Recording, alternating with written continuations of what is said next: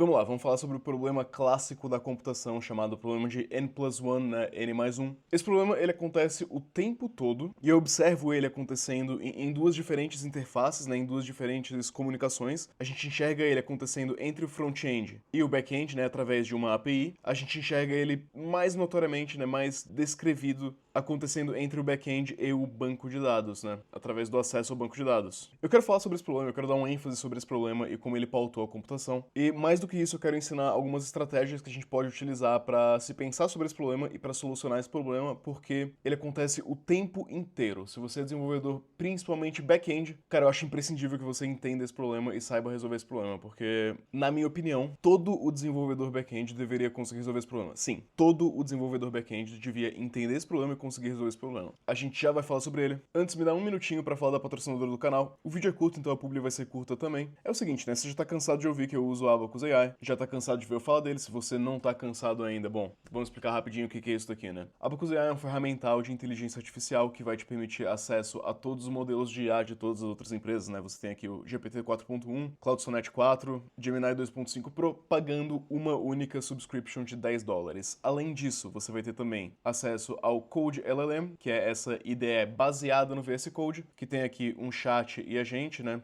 Pensa no Cursor, ela te fornece algo parecido com o Cursor aqui, com um agente que consegue criar código, implementar código, se mover na sua codebase. Além desses dois, tem também o Deep Agent. Deep Agent tem essa carinha aqui, ó, a gente pediu pra ele num vídeo anterior fazer um portal de RH e ele fez o software inteiro quase que do zero, né? O Deep Agent, ele faz tarefas mais complexas, né, do início ao fim. Ele é bastante poderoso para criar, pô, sei lá, pesquisas, PowerPoints, sites básicos, landing page, esse tipo de coisa. É um ferramental muito forte. Por que você deveria usar Abacus? $10, tem acesso a todas as IAs, certo? Se você pensar aqui num concorrente qualquer que vai te cobrar $20 para acesso a um único modelo, só nisso a Abacus já se paga, né? O que mais que ela vai te dar acesso também? Tem a ideia com a gente, que também, se você for pagar por um concorrente de maneira separada, também sai mais caro. E tem o Deep Agent, né, que é especializado, enfim, faz muitas coisas. Não existem tantos concorrentes assim que fazem isso, eu acredito. Talvez tenha, né? Enfim. Link para Abacus AI na descrição. Problema de N+1, né? Vamos primeiro descrever esse problema, como que ele acontece, como que é comum de se acontecer. Imagina que você tem um endpoint, que é aqui um get em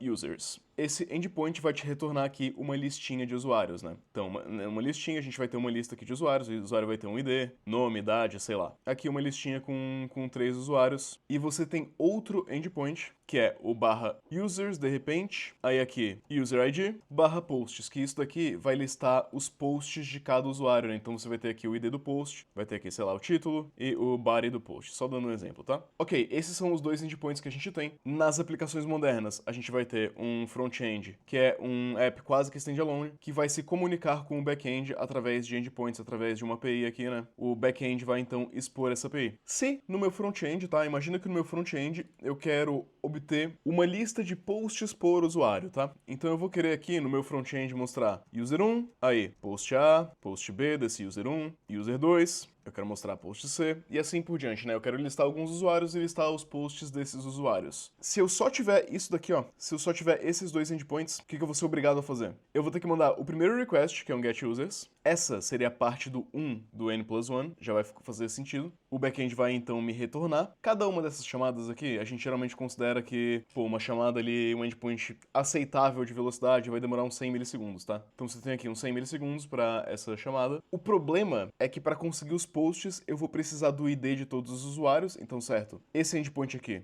vai me retornar os IDs que eu preciso, então legal, ele retorna os IDs, só que para cada ID eu preciso fazer um request para pegar os posts daquele usuário. Então, eu vou precisar, por exemplo, que meu front-end faça um get posts passando user 1. Eu vou precisar que meu front-end também faça um get posts passando user 2, user 3, user 4, user 5 e user 50. 50 requests para o back-end para eu obter 50 usuários com os posts de cada usuário. Essa é a parte N, né? O problema de N+1, ele é o seguinte problema, você precisa de um request para encontrar uma lista de usuários e você precisa de N requests para encontrar posts para cada usuário. Isso é terrivelmente ineficiente por alguns motivos, né? O primeiro que, bom, se se eu conseguir fazer tudo isso em um único request, eu vou economizar na indas e vindas da network, né? Eu vou ter que esses 100 milissegundos aqui, que demorariam 100 milissegundos para cada request, vai ser executado uma única vez. Menos chamadas no back-end, menos utilização de CPU no back-end, menos requests que o back-end tem que lidar, menos conexões, certo? Teoricamente, se eu conseguir reduzir esse problema de N+1 e eliminar ele, eu vou ter um ganho de eficiência aqui, um ganho de velocidade, um ganho na utilização de recursos, um ganho na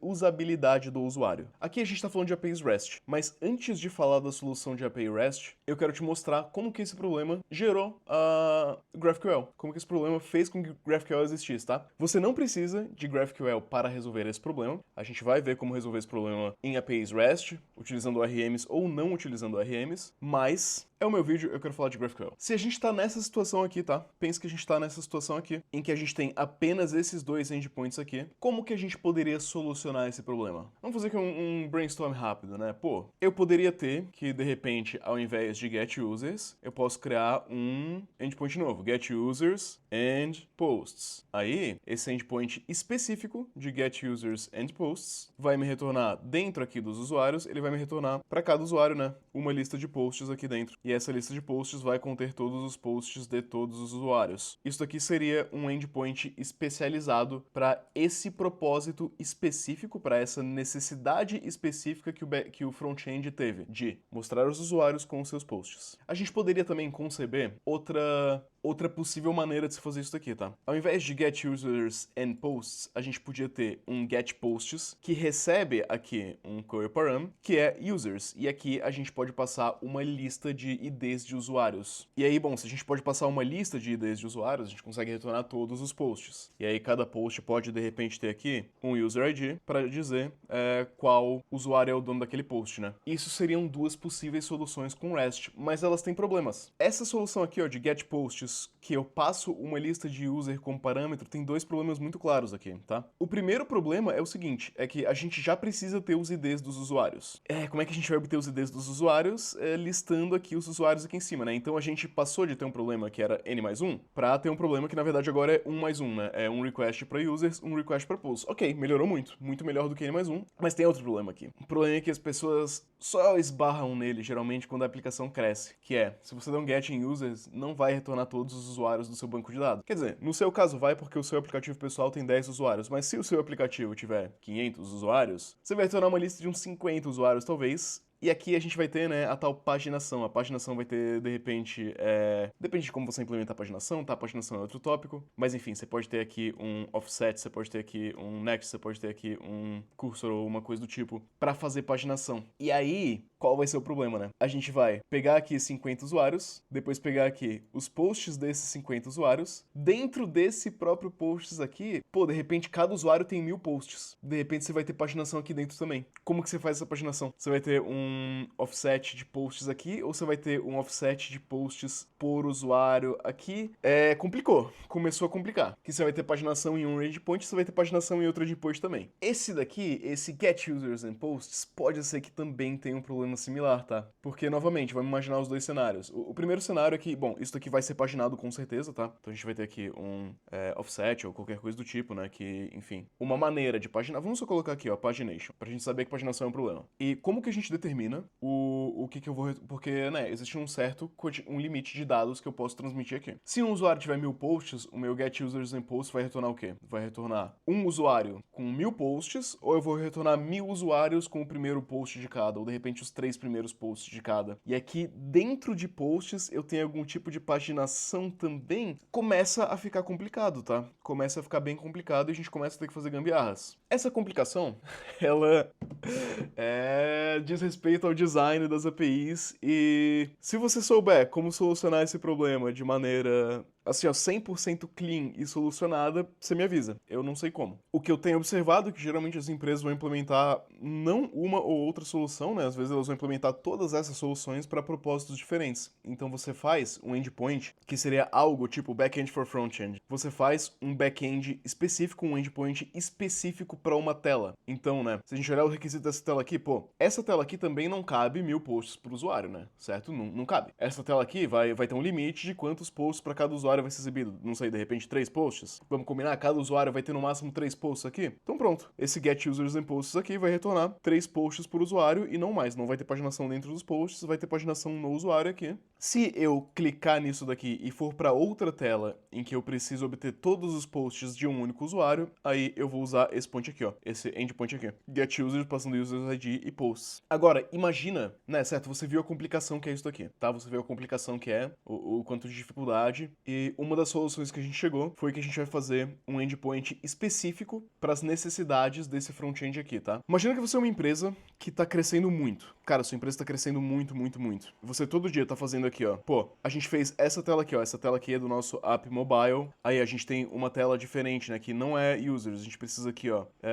Users, mas eu quero ver qual user vai em qual evento, né? Então, ao invés de posts, eu tenho aqui, ó. Evento A, evento B, evento C, né? Eu tenho uma tela nova. Essa tela aqui não é mobile. Essa tela aqui é web. A gente tem também, cara, uma tela nova aqui. Essa aqui é mobile, tá? Essa aqui vai ser mobile. E eu vou ter que, pô, pra cada evento, eu vou ter uma listinha de eventos aqui, né? Nos meus eventos, eu quero saber quais usuários vão em quais eventos. Então, nessa tela, eu vou mostrar aqui, ó, user A, user B, certo? Para cada evento, eu quero ver os usuários desse evento. Mas tem outra interessante aqui também, que é, pô, ninguém quer ver posts por user, né? O que a galera tá realmente querendo ver é, tipo assim, eu quero ver um post e eu quero ver os comentários dentro desse post. É isso que eu quero ver. Eu quero ver post 1, comments dele. Post 2, comments dele. Post 3, comments dele. Sua empresa tá desenvolvendo tela atrás de tela muito rapidamente e o seu back-end tá sendo sobrecarregado com uma quantidade de endpoints absurda. Porque aí você precisa pensar, cara, a gente tem que ter essa tela aqui específica no mobile, a solução que a gente chegou é fazer um back-end for front-end, a gente vai fazer um endpoint específico para essa tela daqui. Só que tá surgindo muita tela, todo dia tá surgindo tela nova. Seria legal se o seu front-end pudesse dizer exatamente o que ele quer. Se o seu front-end pudesse falar, cara, back-end, tu dá o teu jeito, dá teus pulos, tá? O que eu quero que você me retorne é essa estrutura aqui, ó. Eu quero que você me retorne a estrutura post. Dentro de post, eu quero que você me retorne os comments que pertencem àquele post, tá? Legal. É isso aqui que eu quero que você me retorne. Aqui em cima, eu vou mandar pro back-end. Ao invés de eu ter um endpoint específico, eu vou ter um endpoint mais genérico que eu vou falar, pô, back-end, dá teus pulos, me retorna aqui um evento e me retorna aqui os users de cada evento. Existiu na história uma empresa que teve esse problema e uma empresa que solucionou esse problema.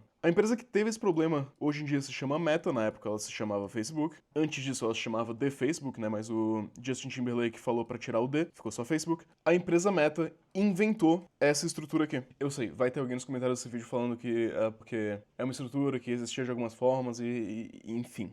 Fato é, a empresa Meta fez GraphQL. A empresa Meta fez GraphQL, na minha visão, quer dizer, na minha visão não, fato é, eles fizeram GraphQL para um aplicativo que estava evoluindo rapidamente, com muitas demandas de telas, com esse problema de coisas nested, né, nesteadas aqui, que você tem um user, você tem um post e você tem os comments dentro do post. Com muitos frontends evoluindo muito rapidamente, e nota, essa é uma época que você tinha o aplicativo mobile do Facebook, tem web, tem que rodar no iPad também, enfim, algumas maneiras diferentes de se interagir com o back-end do Facebook. Eles criaram, então, GraphQL para expor dados de uma maneira mais generalista. Onde que o GraphQL fica? É importante que a gente compreenda isso. GraphQL, ele fica entre o front-end e o back-end, tá? O interessante desse vídeo é que o problema de N+1, eu tô usando ele para descrever a interação entre o front-end e o back-end. Mas, tradicionalmente falando, o problema de N+1 não é entre o front-end e o back-end, o problema de N+1 é mais conhecido por ser um problema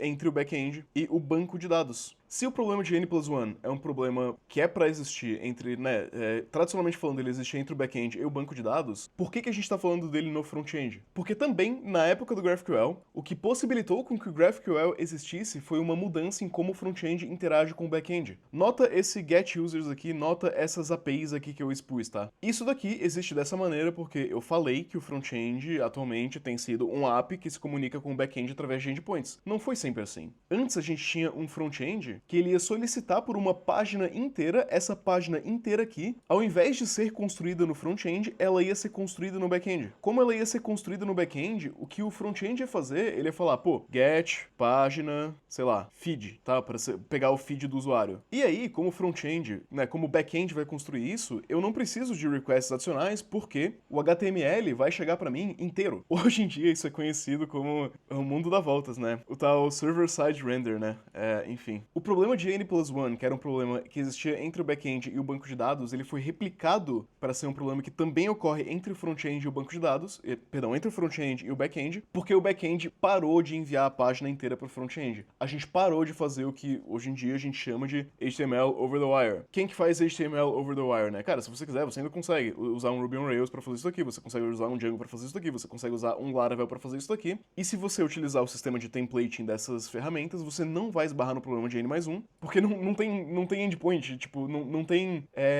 a página, ela vem pronta do back-end, saca? Mas, enfim, para corrigir esse problema, que, né, passou a existir porque as páginas não vêm mais prontas do back-end, a gente tem uma UI mais interativa que utiliza ali do React, a gente tá tentando fazer o negócio ser mais rápido, né, não ter que carregar a página inteira no back-end, fazer ser mais responsivo, fazer ser mais dinâmico. Surgiu esse problema, e como surgiu esse problema, surgiu a solução da meta, que é GraphQL. GraphQL é que você, né, pode solicitar aqui. GraphQL também tem pagination, tá? Enfim, você também vai ter pagination no GraphQL. Isso daqui nunca some. GraphQL inclusive, GraphQL é sempre post, tá? Não tem get no GraphQL, é sempre post. Sabe por que é sempre post? Deixa eu falar um negocinho legal aqui. Volta esse endpoint aqui, ó, que dá um get em posts e recebe uma lista de user IDs, tá? Essa lista, pra você enviar num get, vai existir um limite. Se eu não me engano, o limite é de 2.000 caracteres, mais ou menos, 2048, talvez? Nesse limite de 2.000 caracteres, se a gente imaginar que cada usuário tem um ID único, que é um UUID, por exemplo, um ID de 64 caracteres, a gente tem aqui, né, fazendo um chutômetro aqui, pouco menos de 40 usuários, que dá pra gente pedir, a gente tem um limite, o get tem um limite, né? Então, teoricamente, eu não vou fazer um get, eu vou fazer um post, e eu vou usar esse user aqui como parâmetro no body. Aí eu passo meus users e eu consigo passar mais users aqui, né, pra passar por cima do limite do query parâmetro do get. E aí você tem um post que retorna uma lista, que não cria nada, né?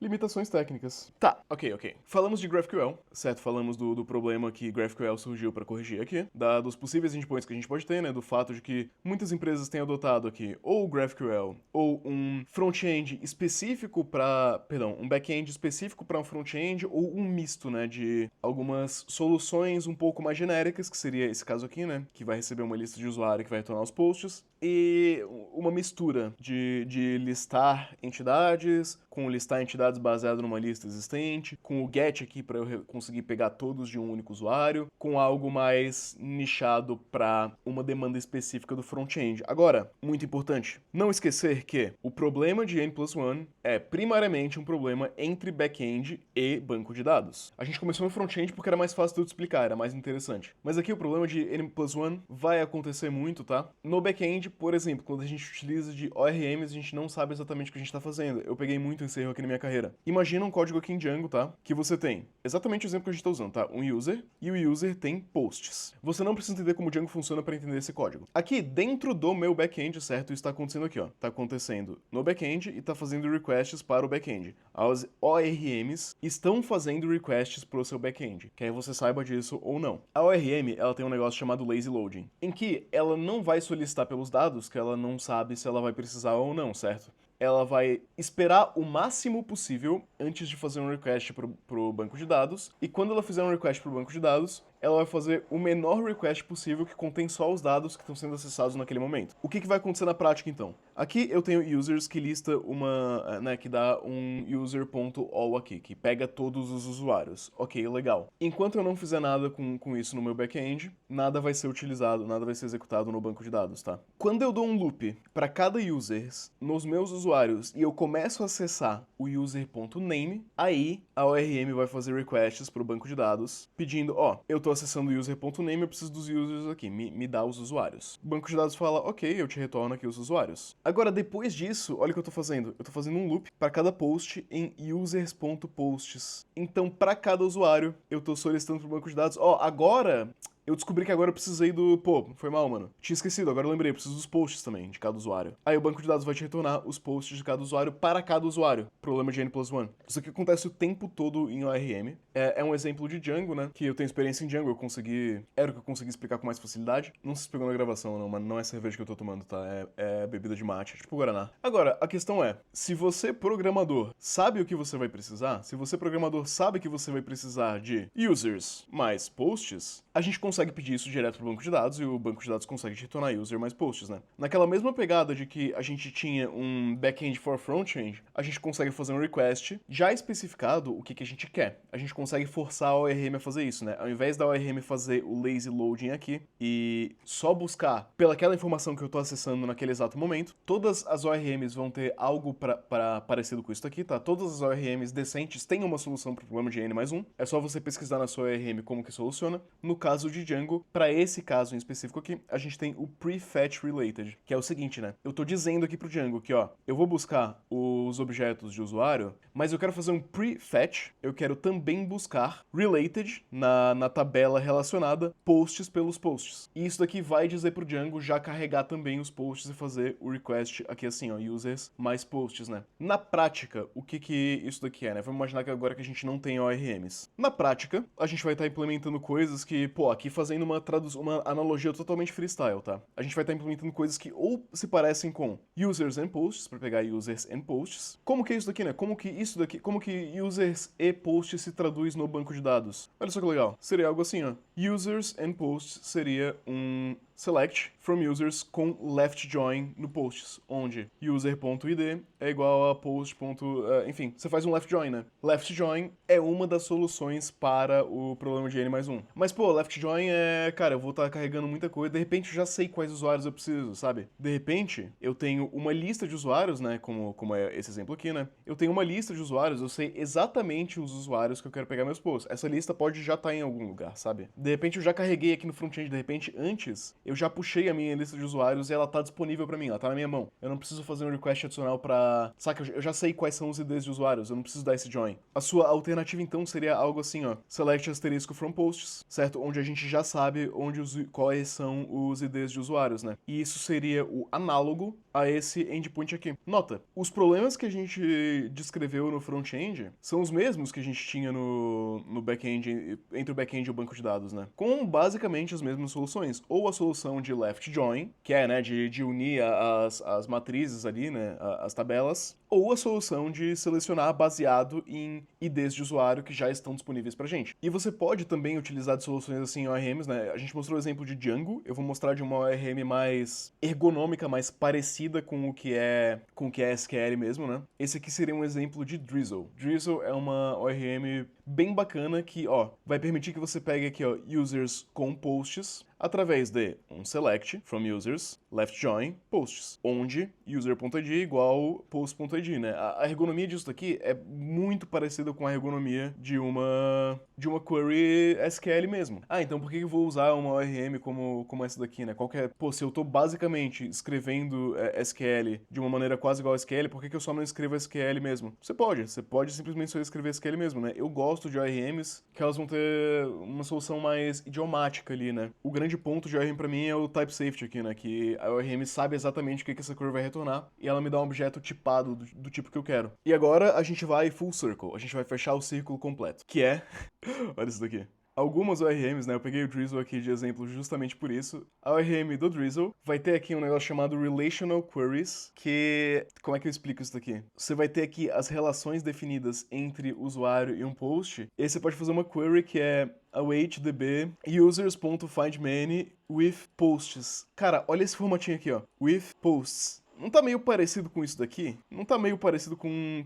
Cara, isso daqui com certeza foi fortemente inspirado em GraphQL. Então a gente tem um ciclo completo que GraphQL foi um problema para resolver N+1 entre o front-end e o back-end. E hoje em dia a gente tem soluções que, por questões de ergonomia, né, de, assim, tentar abstrair um pouco, tentar simplificar um pouco as relações, fazem algo que se parece... Nota, quero deixar bem claro, tá? Isso aqui não é GraphQL. Isso aqui não é GraphQL. Isso aqui não é GraphQL. Isso aqui é syntax sugar, tá? É açúcar sintático para que a gente tenha uma ergonomia parecida com a de GraphQL entre o back-end e o banco de dados. Isso aqui também é uma solução. Não acho que ainda seja amplamente utilizada, tá? Mas, enfim, queria te mostrar que existe. Queria te mostrar que a gente tá sempre reinventando a roda e resolvendo os mesmos problemas. E agora, você sabe que o problema de N+1 existe. Você sabe que esse problema existe entre o front-end e o back-end. Você sabe que esse problema existe entre o back-end e o banco de dados. Você sabe que a ferramenta que você usa, independente de qual dela ser uma ORM ou de você usar SQL puro. Existe solução para esse problema, você agora sabe onde pesquisar por essa solução, e você sabe algumas diferentes maneiras de se pensar em como solucionar esse problema, né? Se a gente vai fazer um prefetch aqui em absolutamente tudo que a gente vai precisar, se a gente vai primeiro pegar uma lista, depois passar a lista de IDs ali para o banco de dados, enfim, existem diferentes soluções com diferentes trade-offs aqui. Conforme você avança na sua carreira, principalmente se você estiver mais focado no back-end, assim como eu, é imprescindível que você saiba identificar, resolver o problema de N+1, e tipo assim, quando você está desenvolvendo um código que acessa ali o banco de dados ou uma API entre o front e o back-end, que você preveja o problema de N+1. Porque não é exagero, o que eu vou falar não é exagero, tá? Em todas as empresas que eu passei, esse problema existiu de uma maneira ou de outra. Então é isso. Saiba corrigir o problema de N+1. Você viu que eu fiz esse vídeo bem animado, né? Eu gosto bastante. Eu falo que eu gosto de coisa tipo assim, eu acho bem interessante. Agora, me dá licença que eu preciso voltar pro trabalho, né? Eu não só faço vídeo, eu trabalho também. É brincadeira, tá? Fazer um vídeo dá um trabalho danado. Tipo, eu trabalho umas 40 horas por semana na empresa, né? E mais umas 15, 20 fazendo vídeo. Às vezes mais até.